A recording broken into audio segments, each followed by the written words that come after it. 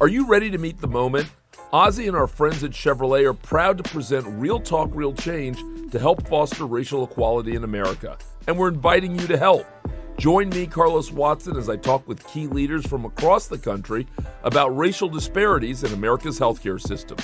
Look for The Carlos Watson Show and Real Talk, Real Change on YouTube and subscribe. Or download The Carlos Watson Show wherever you get your podcasts. The following is a Hoop Ball presentation.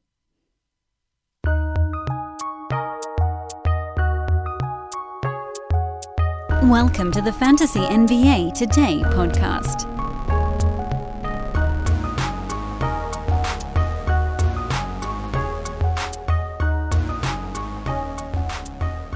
Well, folks, you made it to Friday, and hopefully, this is the operative word here, hopefully, your team is still in okay shape. I know, speaking of my own head-to-head playoff matchup, I'm continually staring down the barrel of what is the team going to do without Trae Young. However, and I guess that's a decent enough way to start a podcast. However, we got word yesterday that is a grade 2 lateral sprain of Trae's ankle. I think it was his left, if I'm not mistaken. And the recovery is basically just when the swelling and discomfort go down. Trae has been ruled out for the 2 games this weekend, meaning today and Sunday. The Hawks are hosting the Heat and the Bucks. They have a 4-game week next week, and actually starting on Sunday, they run 5 games in 7 nights. So this is a critical head-to-head playoff decision. I personally think you cannot drop Trae Young because it's not quite the out indefinitely tag that folks were dealing with on the James Harden side, where you're like, look, this dude's out for a couple of weeks at least. Hamstring stuff is very finicky and very lingery in a way that ankle things, at least with some guys, and there's a high ankle sprain, that's sort of a different beast, but this was not a high ankle sprain. This was low, lateral, as they're calling it, side of his left ankle. And so, there's a way where if the foot is stabilized, he might just try to push himself back out there in 3 or 4 games. We don't really know. By all accounts, it sounded like most grade 2 ankle sprains take about 2 weeks to recover from. That's what the old data was pointing at. As all the Twitter doctors getting their stuff out there and hunting down other ones. But every player is unique. That was the average, was about 2 weeks. There are some guys that came back in 1, some guys that came back in 3. That's what an average means. Not everyone is exactly right on the median. It's a mean, not a median. In fact, the mode, if we're going to do the 3, that takes me back to I don't know what the hell year that was, 6th, 7th grade, something like that. That means that guys come back faster and slower. So I don't think you can drop Trae Young, but I do think what you can do is grab a replacement. And Brandon Goodwin is in a really good spot right now. And basically what you need to be doing is grabbing Brandon Goodwin and using him until the very moment you find out Trae Young is coming back. Whatever day that is, and then you just abandon ship immediately. Because you're about to get someone who, in the 2 games he started when Trae was out last week, put up 17, 5, and 5 type of numbers, like really big fantasy games as a full-time starter.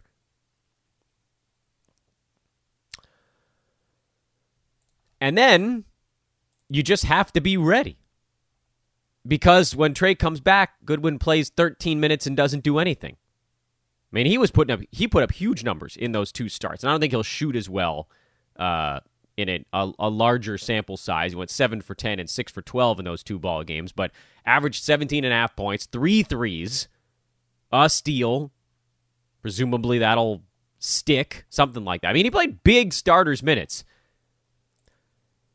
And then if you're looking at the 5 and 7 stretch, you might even make an argument for a Lou Williams, who, as we talked about yesterday, his role doesn't change very much whether or not Trae Young is in or out, but every fringy guy on the Hawks gets a little bump with Trae on the shelf, however long that may be. Good morning, everyone. Welcome to Friday's edition of Fantasy NBA Today. This is a hoopball presentation. I'm your host, Dan Bespris. You can follow me and the website on Twitter. I'm at Dan Bespris, DanBesbris. The website is at Hoopball Fantasy. That is a running 24/7 fantasy news feed, which will have stuff like when Trae Young's diagnosis or the MRI results came back. All that stuff is out over at Hoopball Fantasy. The website is hoop-ball.com, hoop-ball.com. Go check out the Fantasy Pass for $4.99. Get it here for the last month of the NBA regular season. Let us guide you to your finals championship or your roto championship. We'll walk you through these last few weeks.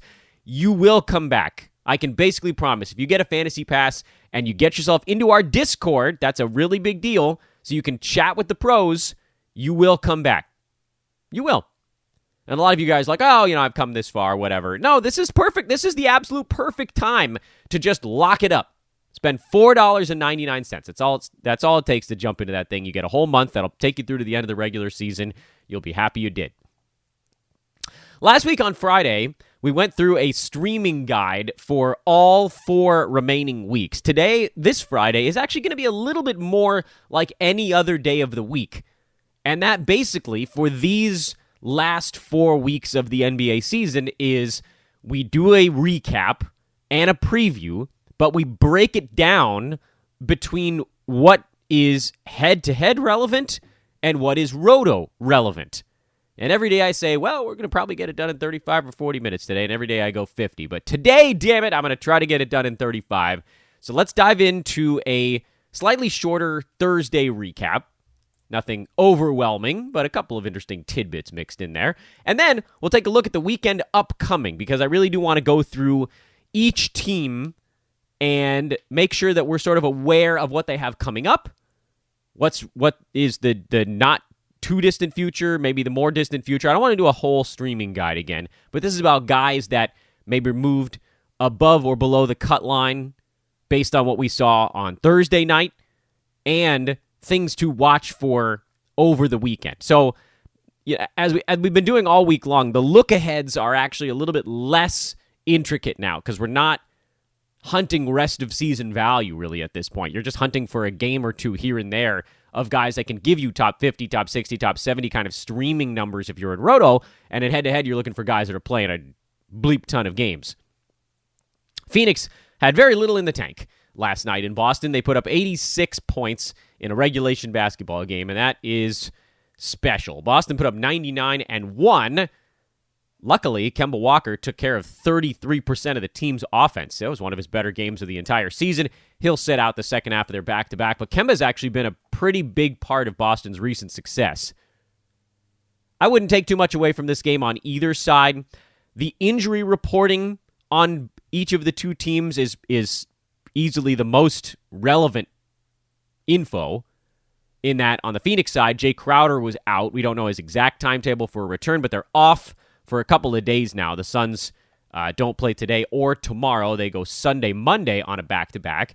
And that puts Cam Johnson on the radar. Of course, this is another one where I've got to add the disclaimer, watch the injury news to find out whether or not Crowder's playing. Because if Jay sits and Cam jumps in there and plays 34 minutes, on most nights, that's more than enough for him to hit value.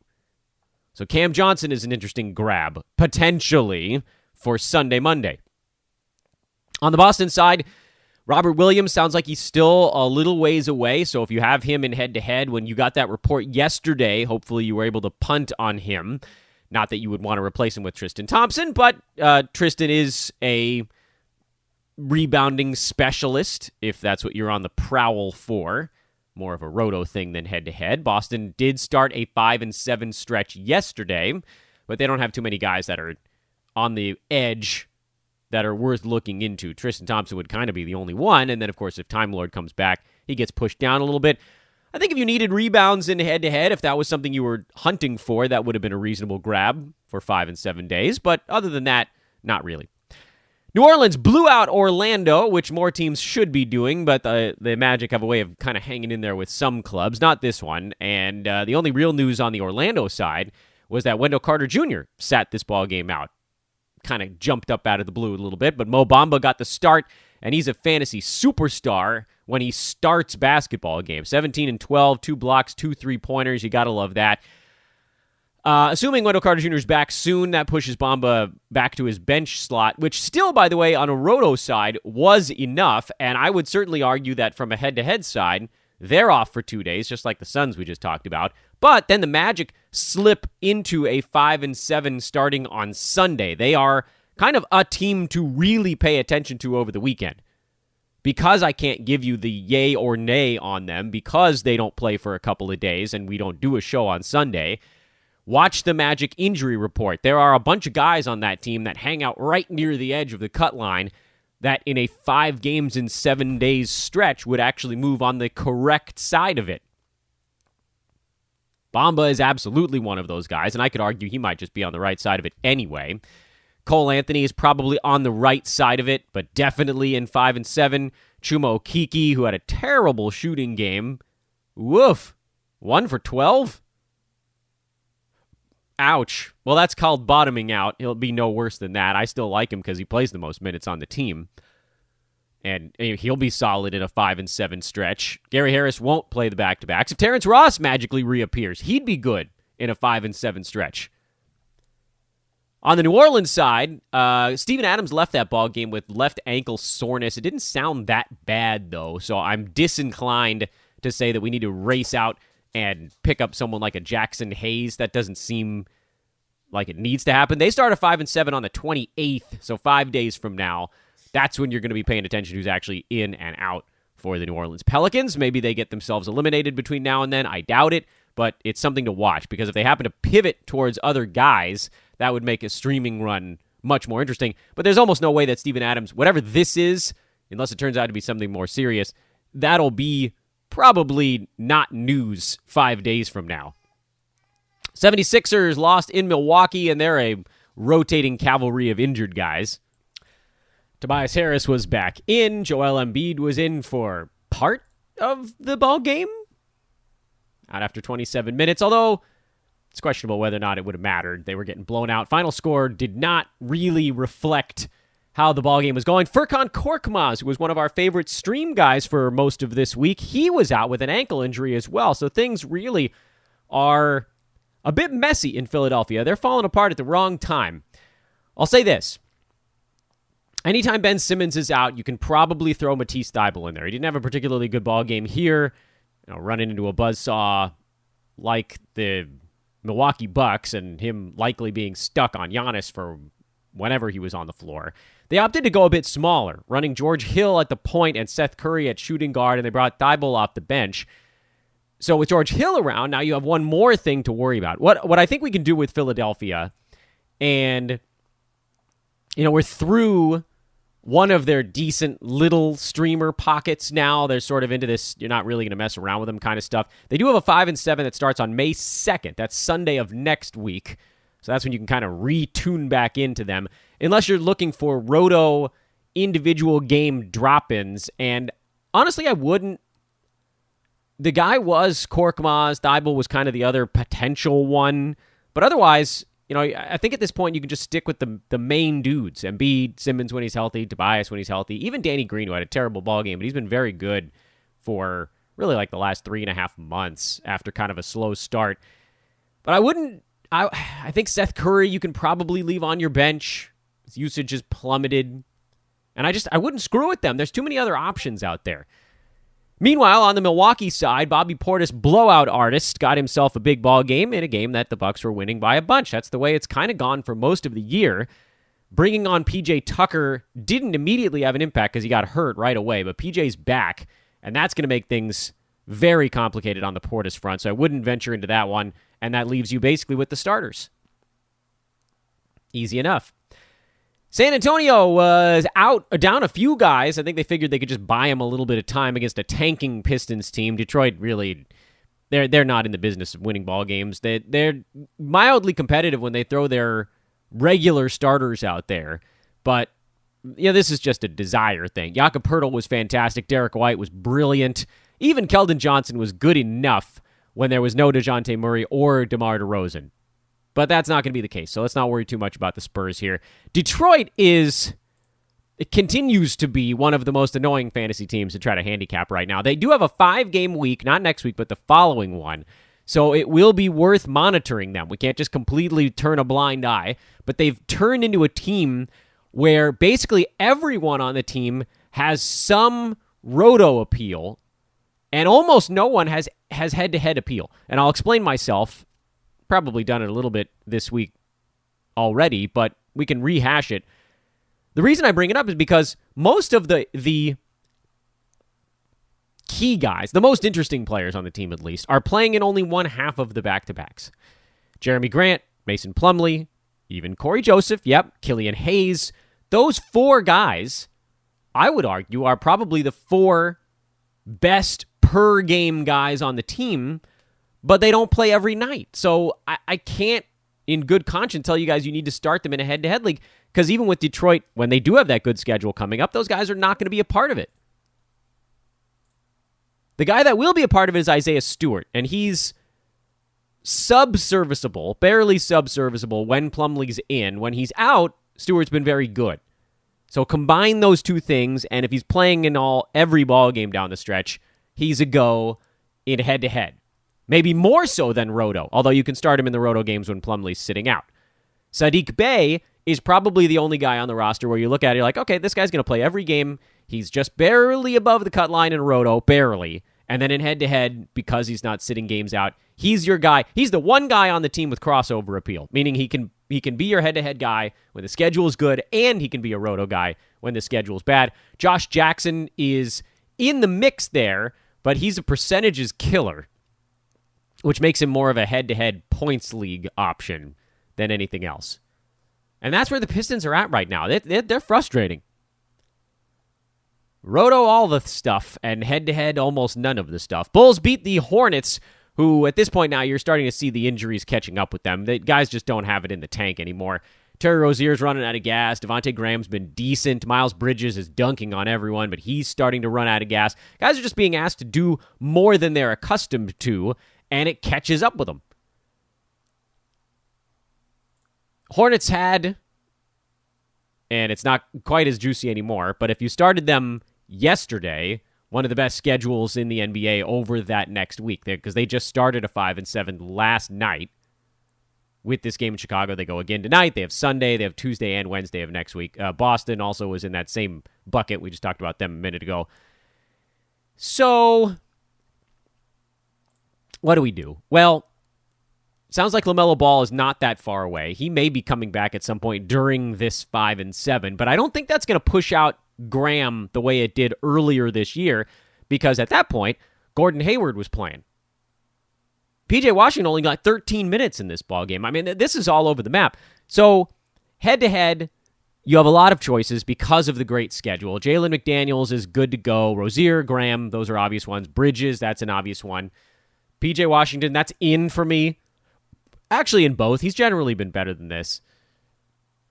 But I go no further in head-to-head, because if anyone comes back, and it would be LaMelo Ball first of the missing big pieces for this team, it probably punts Jalen McDaniels. Bridges probably plays power forward at that point. LaMelo Ball, Devontae Graham, Terry Rozier, those guys are going to be rotating in, and you might see McDaniels start, but the minutes just won't be that high. Or maybe they run P.J. Washington out there, and he plays power forward, and Vernon Carey continues to start and just play a handful of minutes. So don't dive in any further on this team, because things are about to get more crowded. On the Chicago side, Kobe White had a nice ball game. Vooch had a nice ball game. Thad Young, I just, you guys know I love me some Thad. I still am kind of awestruck at how good he's been on a per-minute basis this year. He's completely reinvented himself in like year 13 or wherever he's at in the NBA right now. That's almost unheard of. And all week long I've been like, look, you probably have to punt on him because he's playing 17 minutes a ball game. Well, apparently in 20, he's good enough right now. So that is right on the borderline. Bulls yesterday ended their 5-7, so you kind of missed the boat on that. Starting today, they only have 3 games over the next week. And you don't want a 3-game week. You want to switch a Bull out for someone who has 5 games over the next 7 days. So you get a 2-game bump in one roster move over a full week. You should be eyeballing everything in sort of week size quanta. That's how you should be budgeting it. When you make a roster move, whatever it might be, if you're streaming over 7 days, it should be a net positive. And it's not always the case, because sometimes guys are like, oh, well, there's a back-to-back coming up. But yeah, maybe the guy you dropped had a back-to-back like right after that. So over 4 days, it's a wash. Or over 7 days, it's a wash. You want that 7 days to be up. You want the games to go up. That's how you should be budgeting your moves. So all that to say, Thad Young, I think maybe you could still get away with him in Roto a little bit. But over the next week, the only Bulls I would even think about having my roster are Vooch, obviously, and Kobe White. That's it. We don't really know what's going on with Zach LaVine. We don't know how hard he's been hit by COVID, but he's been out for now a little over a week. I think he's at 8 days, and the initial timetable was 10 to 14. So there's a crazy world where maybe he doesn't have it for that long. Maybe he doesn't get blasted by COVID the way that some of these other guys did, and maybe he's back by early next week. We don't know. From a Roto standpoint, I ain't going anybody else. And from a head-to-head standpoint, this is where you move off of all of your Bulls. Lakers got Anthony Davis back, and it didn't go great. I did start him. I thought, screw it, he's going to play 15, 16, 17, 18 minutes, something in that range. And he's Anthony Davis, so what's the worst that could happen? Well, this was the worst that could happen. I mean, he redefined Rusty in this ball game. 2 for 10 from the floor, 0 for 2 at the free throw line. He did block a Kristaps Porzingis jumper, which was kind of cool, I suppose, to block someone who's like 7'3". But honestly, all the Lakers really cared about was getting AD through this ball game and having him feel fine afterwards. And by all accounts, that's where he's at right now. Feels fine. Minutes will trend up. I'm just going to keep starting him because the second that rust shakes off, he leaps straight into a top 50 valuation in only 20 minutes a ball game. Really. He's that good. And he could be the number 1 fantasy player starting next week through to the end of the season. You just don't know. There's no LeBron, so he'll have plenty to do. Andre Drummond looked really good. I don't know if maybe AD coming back kind of invigorated him to go grab every rebound and solidify his centership. KCP's been on a ridiculous heater. Is that 16 threes his last 3 ball games? He's just lighting it up from downtown. He's not doing anything else, but if you need 3 balls, and he's doing it on a good percentage right now, there you go. And as we talked about before, Dennis Schroeder is your very safe play on the Lakers. He's just been carrying things with no LeBron. I wouldn't venture any farther than that. Kuzma played 31 minutes, but you guys know I don't really much care for his fantasy game. And as the Lakers go, we're basically looking at them as a roto team because they go every other day, starting yesterday, until next Sunday. So there's no good pocket for them. It's 5 games over 10 days. It's every other day. It's not good enough. I want 5 games in 7 days, not 5 games in 10. So if you're doing stuff with the Lakers, you're eyeballing roto only, which means fringe guys are out. And fringe guys is basically everybody. Besides Schroeder, AD will be above the fringe here very shortly. And I think Drummond actually is kind of on the fringe, although after this big ball game, no one's going to be dropping him. I don't know that as AD ramps up, I don't know that Andre Drummond is actually going to be inside the top 100, but he is for now. And there's only, 3 and change weeks left, so for now might be for all at this point. We're so close to the end of the year. KCP, you're not doing it in head-to-head. If you're talking about streaming threes there and specialist style, you're doing it from the roto standpoint. Dallas, same story, man. 2 guys that you can use in roto and 9 dudes you can use for their 5-game week next week. They have choices beyond our wildest dreams because none of these guys, they don't play today. They play tomorrow, and then they're off on Sunday before their big powerhouse stretch run. They've got 13 games over the last 3 weeks, 9 over the upcoming 2. So they have a really good schedule after this. Are you ready to meet the moment?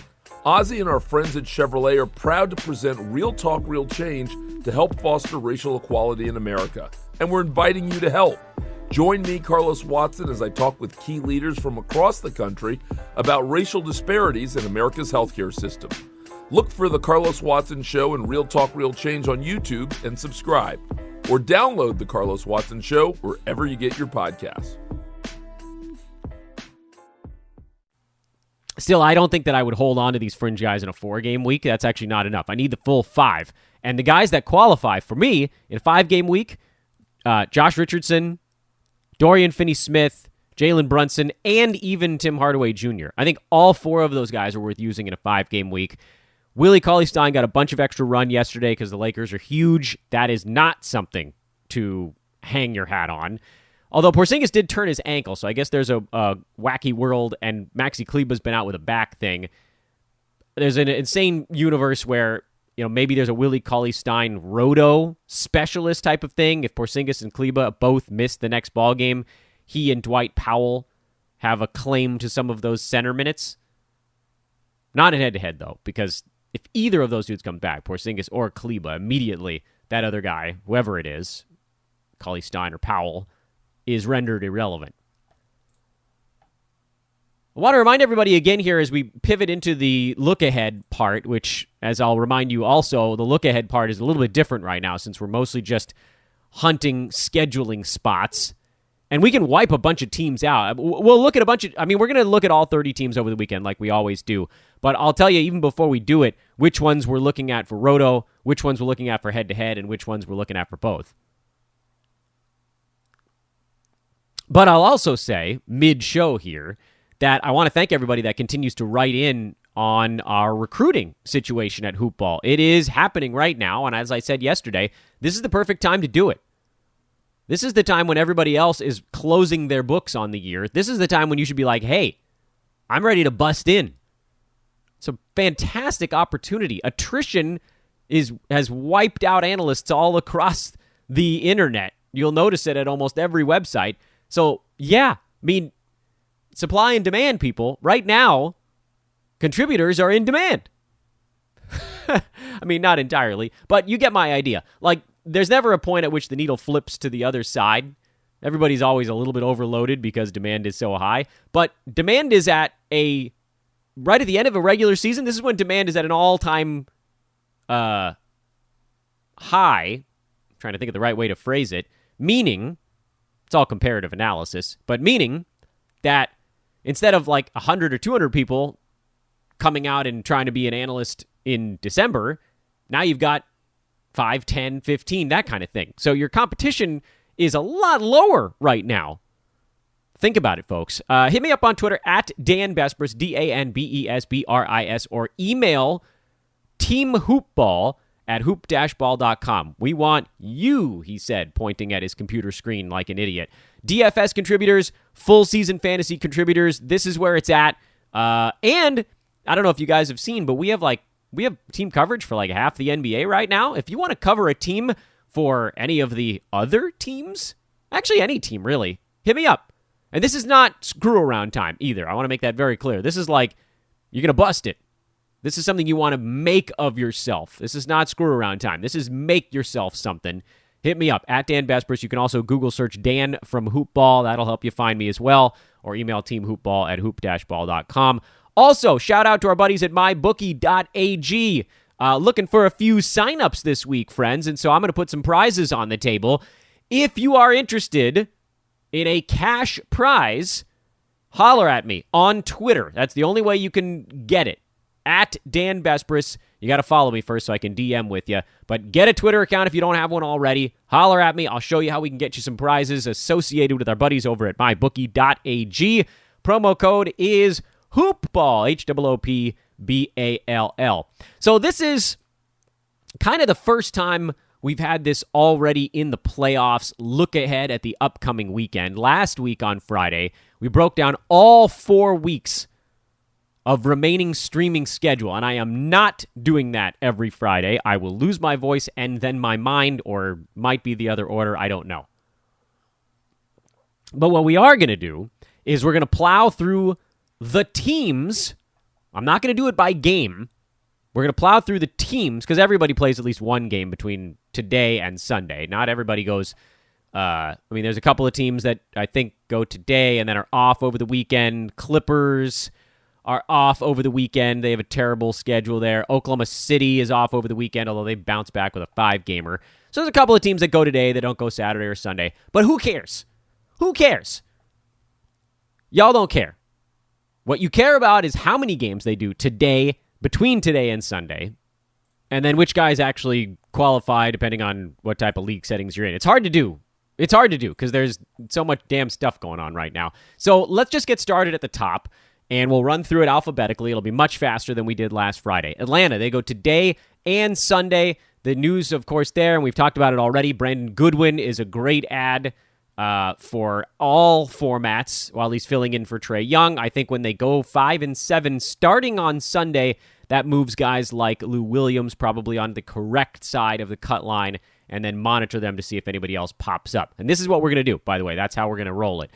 Brooklyn, they go today and Sunday, so they got a 2-game week, or 2 games the rest of this week, so they are still okay to use for head-to-head.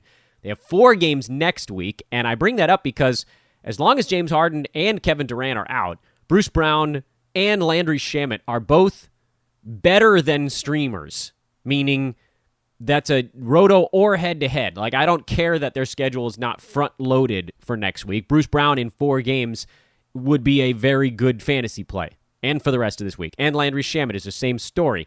If they had a 5-gamer mixed in there somewhere, then you might throw a guy like a Jeff Green or a DeAndre Jordan into the mix, but to me, that's not quite enough.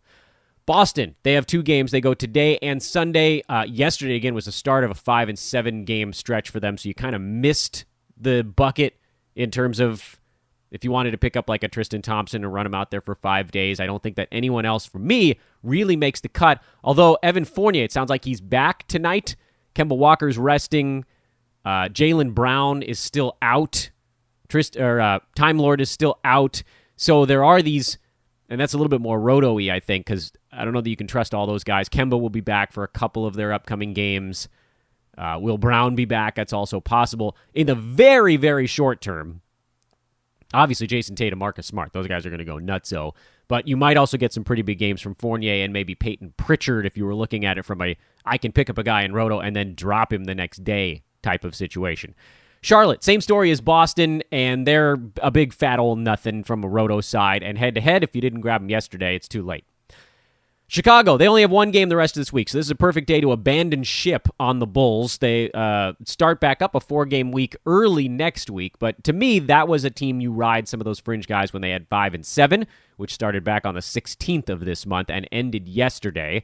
Vooch, Kobe White are the guys that stay above the fray. Everybody else, I guess you could throw Thad in there on the roto side, but everybody else can go.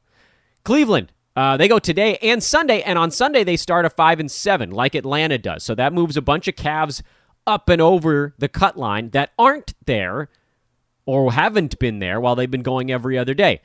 Worth noting, by the way, Kevin Love will probably sit out some of those back-to-backs. Taurean Prince just had ankle surgery, so he's out for the year. So this is absolutely something to monitor tonight for Sunday. The Cavs are a team you really want to pay attention to. Who steps into that Taurean Prince role, if anyone? And with Kevin Love set to miss a couple of ball games, do we look at anything there? Or is that going to be Larry Nance just doing more stuff?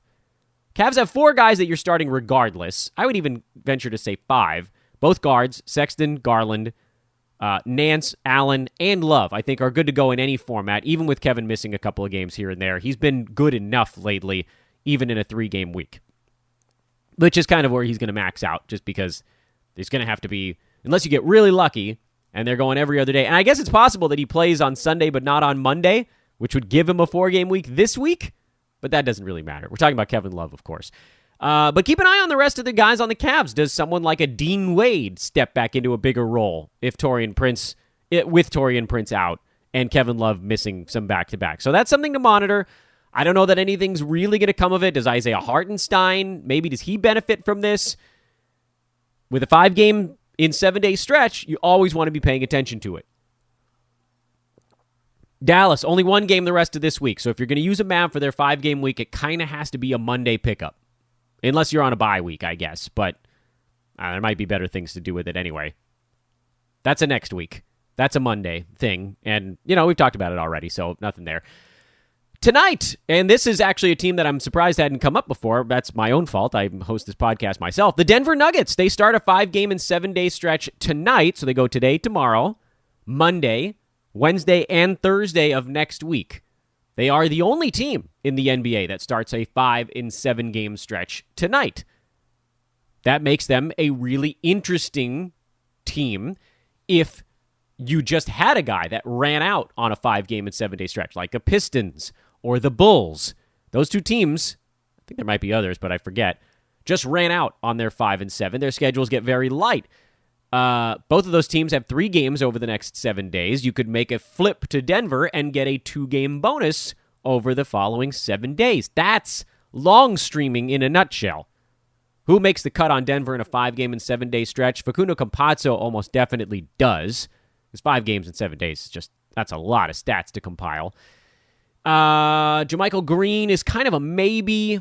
I'm assuming that the main guys are already on a roster, and you're certainly rolling those guys out. Jokic, Michael Porter Jr., Will Barton should be on a roster these days, especially as role increasing, and then with the 5 and 7, it's kind of a no-brainer.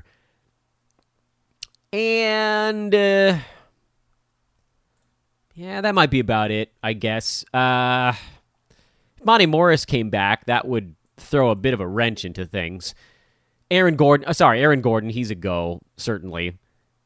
PJ Dozier, that's the one I'm forgetting. I knew there was one that it was on the tip of my tongue. PJ Dozier's been playing like 26 minutes a game lately, so he qualifies, actually, in a 5 and 7 scenario. If you need kind of a smattering, not a ton of points there, but some boards, assists, steals, blocks, get you a 3-ball every once in a while. He's a really interesting across-the-board kind of guy, where with Campazzo, who might even make more sense in the head-to-head idea, just because he is good at a couple of things. Generally, those things are some threes, some steals, some assists. Didn't get any steals in his last ball game, but you get my meaning. He, to me, fits the profile a little bit more. Dozier would be my second choice there, and then those other guys are kind of meh.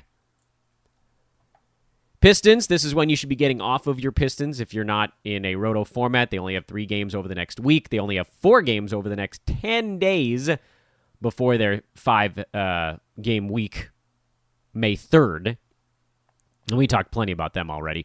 Warriors, 2 games the rest of this week. They are somewhat interesting because Kent Bazemore just joined Damian Lee in health and safety protocols. So they are down basically all of their extra wing depth except for Jordan Poole. They have a terrible schedule next week, though. So if you are going to add a Warrior, it has to be a little bit... This is a little bit more roto-y, I think. Poole, you'll be looking for points, some threes, hoping for free throws. You hope he gets to the line there because that's been an area where he's been a positive. Scheduling-wise, though, they have a 3-game week next week. So head-to-head stuff, if you're picking up Jordan Poole for today and Sunday, you're moving on after that. There's a 3-day stream. But he might be good enough to warrant it. That's the reason I bring it up. Houston, they got a back-to-back, but then next week they don't play until Tuesday. So with 2 days off there, this is probably a 2-day thing. And I don't think there's a whole lot going on there that I'd want to dive into anyway.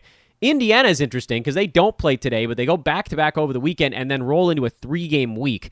So that would be something like if you had a really good run ending today on one of your guys, and let's say, and Indy to me is actually a bit more suited for roto anyway, just because their schedule is really good the last week of the season, but that's kind of it.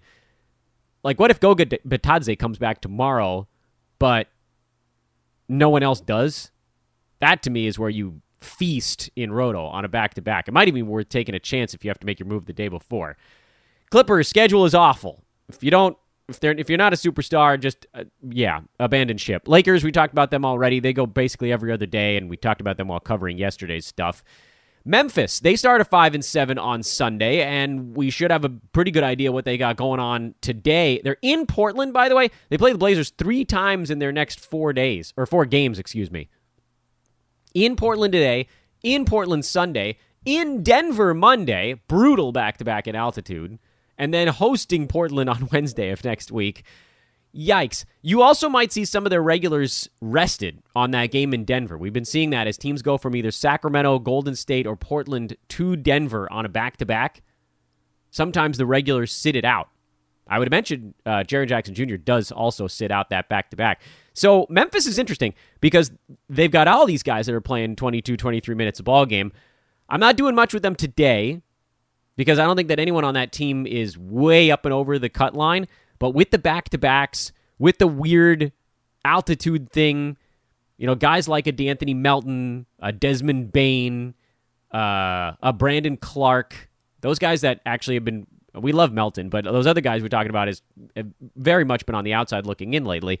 5 games in 7 days, they're back on the inside. Miami, they go back-to-back, and then their schedule stinks. They have 2 games over the next 6 days, so I think I'd probably not worry about them. Milwaukee, much like Indiana, has a back-to-back over the weekend, but that actually starts at 5-7 for them. Shame, though, that Milwaukee doesn't really have anybody that's worth pursuing on a 5-7. Their superstars are nothing at this point. Minnesota, not a great schedule. They do start next week going 3 times in 4 days, but they don't have anybody that I'm diving in on. Pelicans, same issue. Nothing there outside of the regulars. If Steven Adams is ruled out for any extended stretch, then I guess you could dive in on Willie Hernan-Gomez from more of a roto standpoint, but we're going to need more information than we have right now. The Knicks, I really want to tell you guys to roll Derrick Rose out there, and you can in a roto format, but there's no one on the Knicks you can do in head-to-head because their schedule is among the worst. Oklahoma City, they play tonight, then they're off for 2 days before their 5-gamer next week. We've spent plenty of time this week talking about the Thunder and how basically their entire team is a points league roster, but in a 5-game week, you can pretty much trot them all out there, except the guys that are sitting on back-to-backs. I'll just leave it at that. Roto standpoint, it's pretty much only Dort. Orlando starts at 5-7 on Sunday. I have to admit, one of the hopes I had in my head-to-head league was that I could use Korkmaz through Saturday, and then if maybe Orlando had a couple guys out or back on Sunday, that was going to be the pivot, but had to abandon ship on Korkmaz early. Orlando's a team to watch, if only because, what if Terrence Ross comes back on Sunday? He'd be a really interesting grab at that point. Chumo Kiki's been slumping, so I'm seeing him getting dropped in some spots. He could be a really interesting 5-7 type of guy. Mo Bamba, I think, as we talked about already, he's good enough no matter where you're utilizing him, bench starter, whatever. So something to monitor there with Orlando since we don't really have the data right now and they don't play for a couple of days. Philadelphia, they go 4 games every other day next week. They start at 5-7 on May the 2nd. That's where you're keeping an eye on their stuff, not until the end of next week. Phoenix, they go Sunday and then a 4-gamer next week. Cam Johnson is your maybe. I don't know. I don't think Jay Crowder's going to be out all that long. So that's really more of a roto thing. Portland, they go 5-7 starting on Tuesday of next week. So if you grabbed someone like, I don't know, what are one of these teams we were talking about? I don't know. What if you grabbed Lou Williams or Brandon Goodwin or something like that on Atlanta, and they go today and then they go Sunday, Monday? What if Trae Young is back? Or what if we had like a good report on him? Because that's a team to switch to. Portland is a team to switch to. Not much there. Carmelo Anthony's kind of the only fringe guy that gets bumped up and over the line in a 5-7 scenario for them. But write it down. Mark it down. Portland is your Tuesday. Kings. Well, there you go. There's one. If guys start disappearing in Sacramento, they go Sunday, Monday. You could switch to Portland after that if you wanted. The Kings are annoying right now. They kind of went back to an older lineup. Damian Jones is the guy that you wonder if maybe he's playing himself into some more minutes. To me, that's more of a roto thing because their schedule isn't that delightful, but I suppose you never know. Spurs just finished up a 5-7, so they're kind of off the board until next Sunday, so just put them out of your mind. Toronto, they play tomorrow. I think you're going to see the starters basically play the rest of the way for this team. So what you saw on Wednesday was not that insane, and then Kem Birch and Freddie Gillespie are the guys you're looking at as maybe now having enough in a 5-game week. I mean, you might have been a team that didn't even compete in blocks. If Freddie Gillespie gets in there and plays 22 minutes a game for 5 games, he could get you 10, 11 blocks next week. That's a really interesting thing to consider. Kem Birch would be much more he'll get you like 4 threes, 30-something rebounds, probably 40 points. I mean, it's a pretty good week, but less exciting. A higher floor, lower ceiling kind of thing. Jazz, no. And Wizards, they start 5-7 on Sunday. If Daniel Gafford isn't already added, today would be a great day to do it. Raul Neto, not a terrible guy to look at as well, with the game today and then Sunday rolling into the 5-7. So he's also on the board. Wizards, one of those teams where maybe you get a jump on their 5-7, and they're huffing it right now. Wizards are going for it. Their schedule is not really bad the rest of the way at all, but you do tend to want to kind of break up your 7-day long streams because if you get a 5-7, there's no way it can be another 5-7 just because there's going to be a few days off sandwiched around that other ball game. So, like, for example, the Wizards go 5-7 starting Sunday, and then next Saturday is when that finishes. Then they go off day, game, off day. So one game over 3 days, and then another back-to-back. But that, to me, you can't be holding a fringe guy for one game in 3 days. Unless there's a back-to-back on both sides of it, and you used your move on to start one of those back-to-backs. That's where it has to be. So, that's your board. That's your board right now. I've got a bunch of thinking myself to do. I got one move left. Do I use it? Do I save it? Do you save it in case someone gets hurt over the weekend? I don't know. I think I'm inclined to say you can use it because right now, if you have someone on your team, say, that only has one game the rest of the weekend, use your move, turn that into 2 games. If one of your other guys gets hurt, you probably only lose 1 game over the weekend, and I guess the difference would be you make the move on that guy, and then it would roll into the following week. So there's a case to be made to maybe save your last move until Sunday. But I think there's an equally reasonable case to be made that you use your last move today on anybody who only has 1 game the rest of this week. And then, like we've talked about, there are a bunch of teams that have 2 games the rest of this week and are rolling right into a strong start to next week. Personally, we talked about the Wizards, there being a good pickup on Sunday and rolling through. Personally, I kind of like the teams that go 3 games the first 4 days of next week. If you can position yourself for that, like Denver, that's a great one since they start their 5-7 tonight. You just don't have to worry about it for a while, you know? And there aren't that many overload days next week. It's a pretty beefy schedule, but it's spread a little bit more than this week was. Like, everybody played Wednesday this week. Next week, I think Saturday is a pretty busy day. I think Wednesday is relatively busy, but it's not as overwhelming as this week was. Okay. Go get a fantasy pass. Follow me on Twitter. Check out mybookie.ag. Check out our buddies at manscaped.com. You guys know the drill at this point. Good luck this weekend. Hit me up on Twitter if you got questions. I'm going to try. I got really busy yesterday. I'm going to try to get back into that today. That is, again, at Dan Besbris. And if you want to join the recruiting process, now's the time. DANBESBRIS. Email teamhoopball@hoop-ball.com. Have a great weekend, everybody. Monday, we'll roll into another week of streams. Let's do this. Oh, by the way, last thought. If you're in Roto and you're like more than 10 to 15 games behind pace, catch the bleep up. You might have to stream to do it. Okay, now for real this time. Have a great weekend, everybody.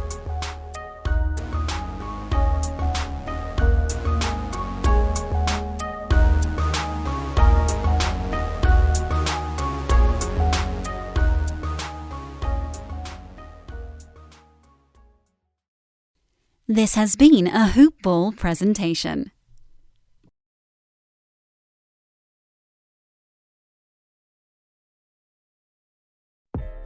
Are you ready to meet the moment? Ozzy and our friends at Chevrolet are proud to present Real Talk, Real Change to help foster racial equality in America. And we're inviting you to help. Join me, Carlos Watson, as I talk with key leaders from across the country about racial disparities in America's healthcare system. Look for The Carlos Watson Show and Real Talk, Real Change on YouTube and subscribe. Or download The Carlos Watson Show wherever you get your podcasts.